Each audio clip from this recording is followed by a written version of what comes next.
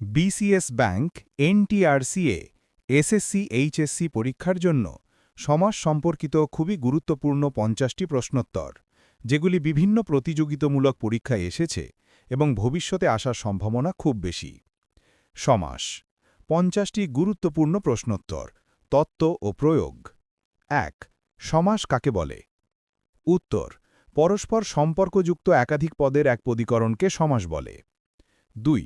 সমাসের প্রধান উদ্দেশ্য কি? উত্তর: সংক্ষেপণ বা একাধিক পদকে একটি পদে পরিণত করা। ৩. যে সমাসে পূর্বপদ ও পরপদ উভয় পদের অর্থ প্রধান, তাকে কি সমাস বলে? উত্তর: দ্বন্দ্ব সমাস। ৪. হাট বাজার, হাট ও বাজার, দ্বন্দ্ব সমাস। ৫. দা কুমড়া, দা ও কুমড়া, বিপরীতার্থে, দ্বন্দ্ব সমাস। ৬. যে সমাসে পরপদের অর্থ প্রধান হয়, তাকে প্রধানত কয় ভাগে ভাগ করা যায়? উত্তর: ২ ভাগে, কর্মধারায় ও তৎপুরুষ। ৭. যে সমাসে পূর্বপদের বিভক্তি লোপ পায় এবং পরপদের অর্থ প্রধান, তাকে কি বলে? উত্তর: তৎপুরুষ সমাস। ৮. রাজপথ, পথের রাজা, ষষ্ঠী তৎপুরুষ সমাস। ৯. মেঘমুক্ত, মেঘ হতে মুক্ত, পঞ্চমী তৎপুরুষ সমাস। ১০. ক্ষুধাতুর, ক্ষুধা দ্বারা আতুর, তৃতীয়া তৎপুরুষ সমাস। উপপদ তৎপুরুষ সমাস কাকে বলে? উত্তর: যে তৎপুরুষ সমাসে পূর্বপদটি উপপদ এবং পরপদটি কৃদন্তপদ হয়। ১২. পকেটমার, পকেট মারে যে, উপপদ তৎপুরুষ সমাস। ১৩. বেতার, নেই তার যার, নয়ং তৎপুরুষ সমাস। যে সমাসে বিশেষণ ও বিশেষ্য পদে সমাস হয় এবং পরপদের অর্থ প্রধান, তাকে কি সমাস বলে? উত্তর: কর্মধারায় সমাস। উপমান কর্মধারায় সমাস কি করে চিনব?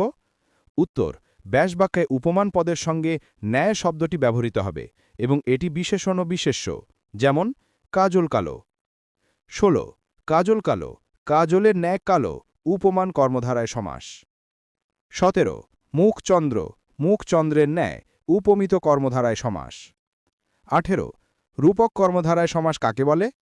উত্তর: উপমান ও উপমেয়ের মধ্যে অভেদ কল্পনা করা হলে রূপক কর্মধারায় সমাস হয়। ১৯.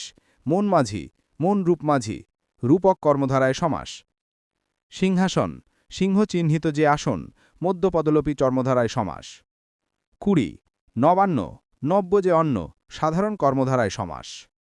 যে সমাসের পূর্বপদ ও পরপদ কোনোটিরই অর্থ প্রধান না হয়ে অন্য কোনো অর্থ প্রকাশ করে, তাকে কি বলে?